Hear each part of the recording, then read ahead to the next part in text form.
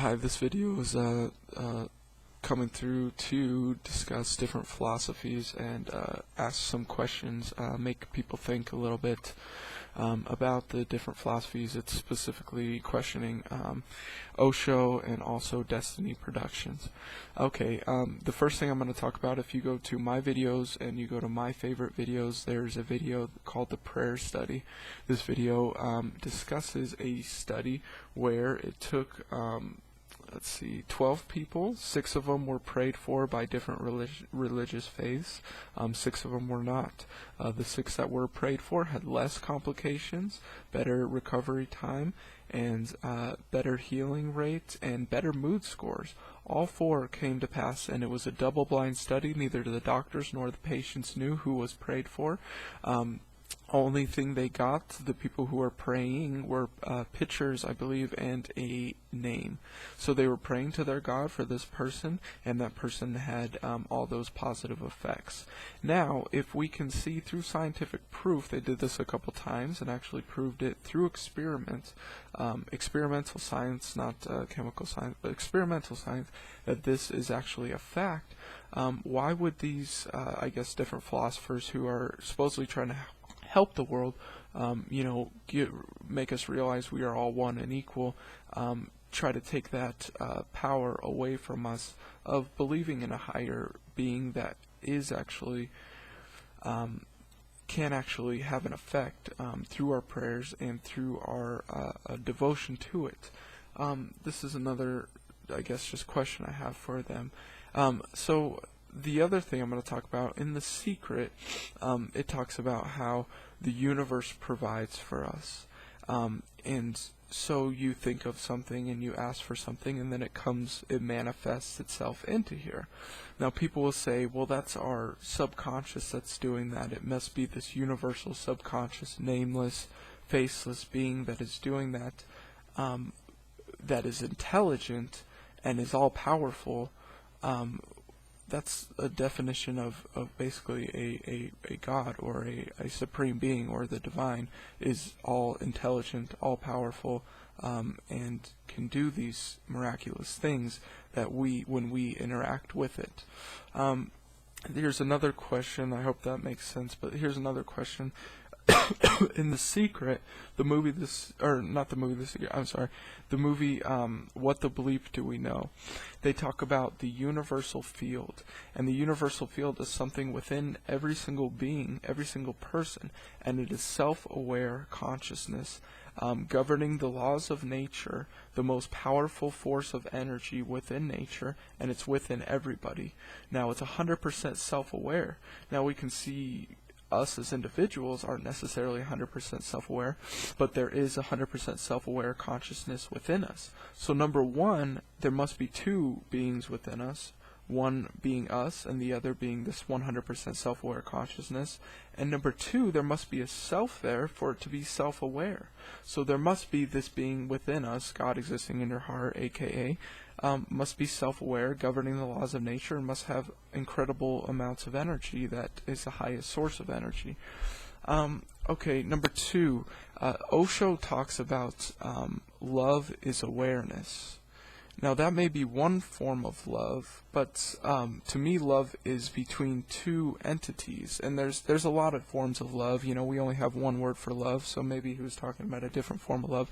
But to me, love is between 2 different living entities. I could have love for another person, and that would manifest itself as loving care. You'd want to take care of this person, and you'd want to help maintain this person, and you would want to be there for this person. Now, we right now, on this planet that is floating in space in the middle of the universe, are being maintained. My heart is being beaten right now. If I forget to breathe, something is breathing me. There's blood pumping through my body. There's something digesting for me. I don't have to do any of these things. All I have to do is think and decide what I'm going to do for this day. Everything else is taken care of. So there's obviously a force maintaining us at this very moment. If you talk to any New Ager, or I guess not any, but most New Agers, they'll say love is everywhere. All there is love. All there is God. God is everywhere. Love is everywhere. God is love. This is all everywhere. But we can see that, well, here's an example. I can love a sidewalk, right? That I'm walking on the sidewalk, I can love that sidewalk, but a sidewalk can't have love for me. So we can see that love is an aspect of a person. So if everything is love, every single square inch of this universe is love, then it must be an aspect of a person who is loving it into existence. Because a sidewalk can't love me, but I can love a sidewalk. So we can see love as an aspect of a person. So at this time, we're here on this earth for a reason.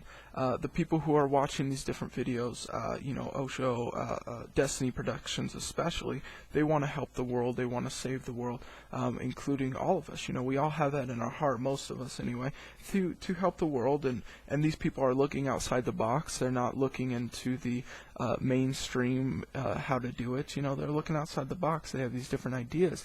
And I'm here to, I guess, say that we need to, number one, be in communication, submission, in love with that higher being and in trust with it, because the more we are in that trust and love and submission as well, and following what we feel in our hearts, but also following, what we've learned from the past and following from different teachings, the better off we will be and the more good we can do here. And to not disregard those things that are there within our heart, because, our human intellect is so limited. By our human intellect, we thought the world was flat. And these different things, like Desteni Productions, they believe we can figure out everything through our intellect. But our intellect is only a certain platform, and especially our human intellect, which is so limited. But our spirituality is on a higher platform. Listen to our heart, getting messages through our heart, through the self-aware consciousness which is existing within us, aka God, getting messages through that and doing things out of faith and doing things not based purely on our intellect is going to help us, and doing things in trust and love. And I'm just here to say that higher being does love everyone, and it loves us all equally, but it loves us more than we can comprehend, and it's the thing that's maintaining us right now. It's something, people have experienced through miracles. There's so many different things of miracles. If you say something happened to one person one time, it's called a coincidence. Now, what about things that happen to many people, many people, and these things are unexplainable, but they happen? So that would be more of a synchronicity. And it is just beyond our human intellect to understand that.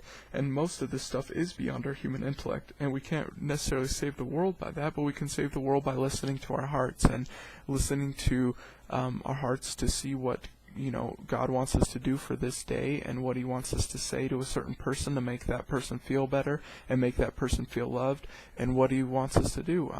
So anyway, thank you very much for listening, and I hope this answered some questions, intellectual questions, and help people think a little bit. Bye.